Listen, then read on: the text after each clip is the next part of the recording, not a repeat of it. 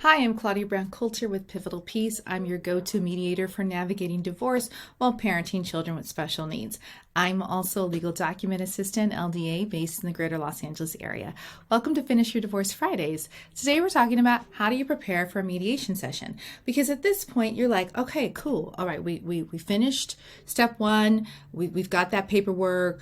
I filed the petition. My spouse has decided to file a response, or they decided we're going to just work without a response. We've both completed and served and filed our financial disclosures. And now comes the part where we're not really sure because we have some agreements, but we're not agreeing on everything. And so now we got to go to mediation. I don't know what to expect and how do I get ready? Right? This is how your brain goes, right? It goes, slows down, and then it just speeds up with anxiety. It's all right. It's okay. So let's talk about how do you prepare. So what are some important things to gather? Well, I kind of already stated that. You want to have your financial disclosures done. They should be done. The mediator has that information so that then they can run child support numbers.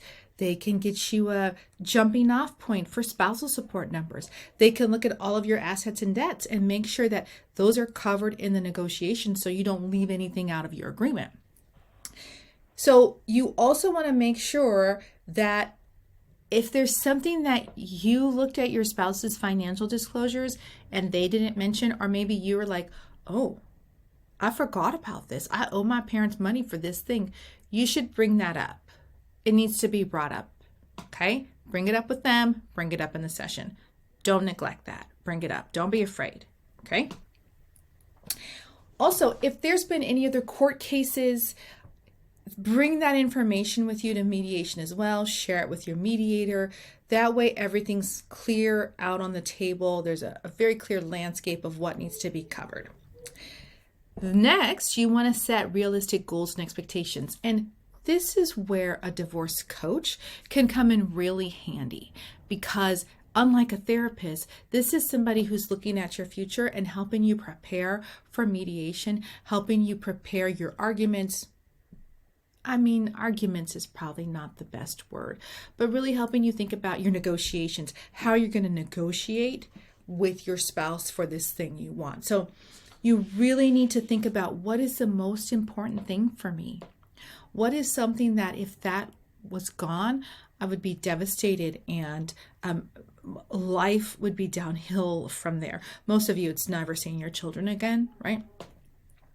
So this is it might sound silly if you're not going through divorce or never been through a divorce. That idea might sound silly, but it is that fear that drives people in a divorce. Fear is a thing that escalates a divorce, and it's about children and it's about money. So we can't let fear drive us. It can drive for a little bit because it might help you think through things a little bit more clearly. But once it kind of starts to really take over the wheel, it's going to take you to places you don't want to go. And the next thing you know, you're driving 90 miles an hour down the freeway and you're about to get in an accident, metaphorically speaking. Please don't do that. So we really want to think about what's important. What can I live with? What can I not live without? I can live with maybe not this. I could live with, I can live without taking the pets with me.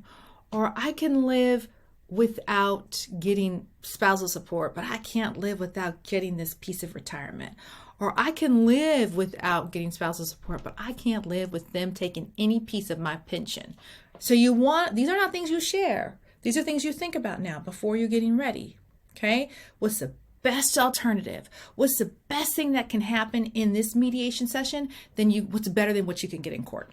And what's the worst thing that would happen? And going to court would be a better idea because that's just going to be better for me, right? So you want to think about those things.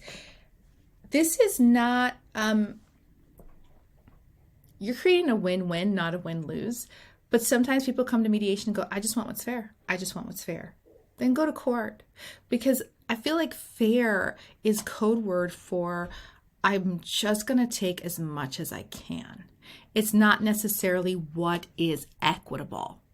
So you really want to create a win-win situation. So one area may not be equal, but the other area that might towards your spouse, but the other thing might be more in favor of your spouse and less in favor of you, but in the end, they kind of even out. So people come to mediation for creative solutions because they know that for the most part, the judge may potentially just go, okay, well, it's community property. Things are going to get split in half, 50-50 everywhere. Okay, I mean, and judges have ultimate discretion. But if you're not really comfortable with how that might turn out, this is why you come to mediation, to be creative, to find things go, but that you're having your retirement is not important to me. Having more of the house equity, that's far more important to me. And I want to trade that. That's why people come. So you want to think through those things of what is really important to you. And if you're smart, then you think about, well, of course you're smart. You're choosing mediation. But if you are really, really getting into the weeds of things, you think about, what does my spouse want? What is important to them?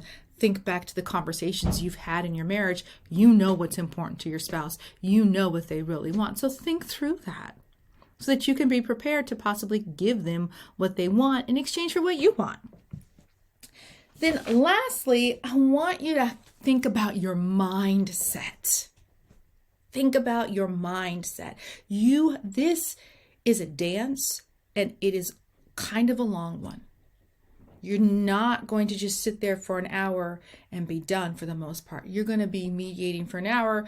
You're going to come back a few days later. You can have another hour. So, and then maybe in between time, you guys might be talking. So this is a long type thing. So you really want to think about your mindset. You've got to go into this with a positive mindset going, maybe I don't get everything I want, but we're going to settle this. We are going to be okay. It's going to work out okay. We're going to be able to live after this. We're going to be able to financially survive. And I am going to be able to live with myself and be proud of my decisions when this is done.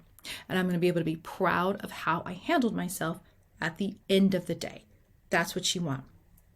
So how you achieve this is by staying calm and respectful, or appearing calm. Appear calm. Even if you don't feel it, you got to pretend, you got to put that little mask on and just be calm. Okay? You want to listen actively.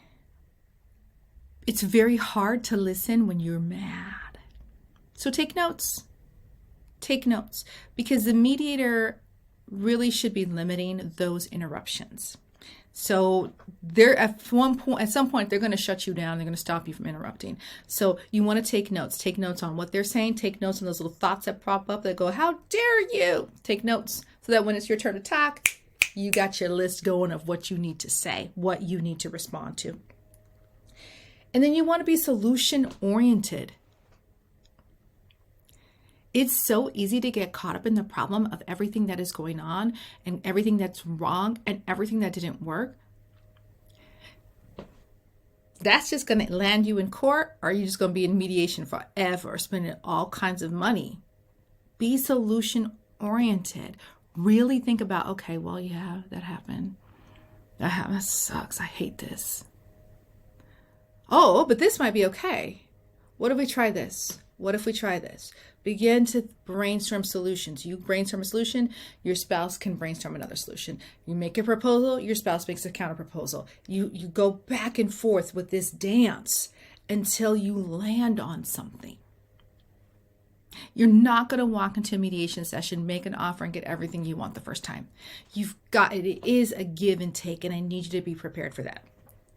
Use I statements, right? Like your spouse knows you, and you know your spouse.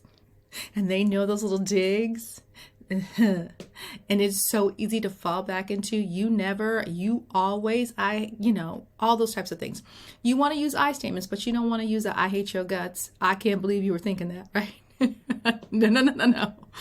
I statements about the impact on you, how you see things going, what you would like to see happen, what your needs are.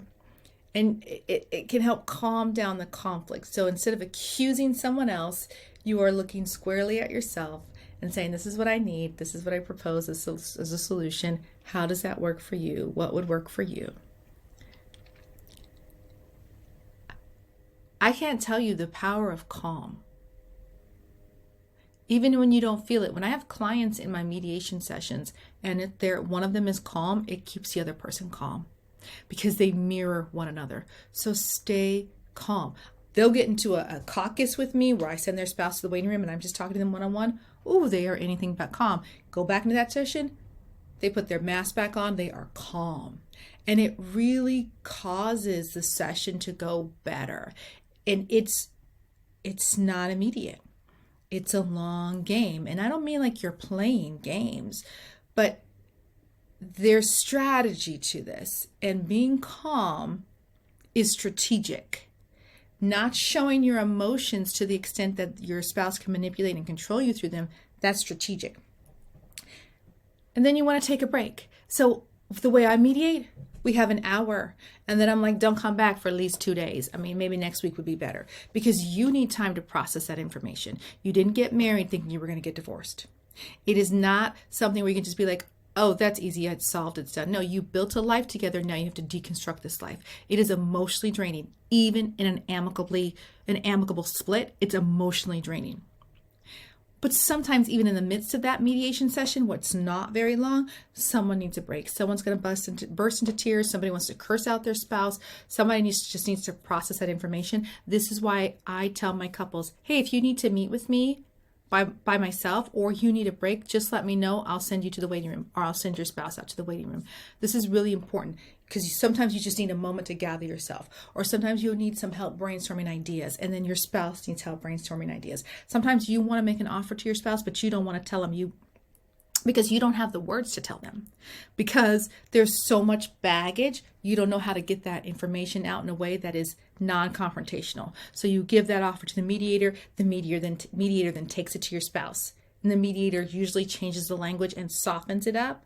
They smooth out the rough edges and they present your offer that way. Do not be afraid. This mediator is going to hold your hand and guide you through the process. This is essential. Whether you are working with me as a mediator, another mediator, or maybe you guys are at the kitchen table trying to work on these things yourself. These tips will help you. They will help you reach an agreement so that you can finish your divorce and move on. Start a new chapter of your life. If you have questions, please reach out to me. I'll put my link down below to schedule a 15-minute call. If you have comments or suggestions or anything like that, feel free to put them below. Don't forget to like, subscribe, and share. And thank you for joining me on Finish Your Divorce Fridays. Have a great weekend.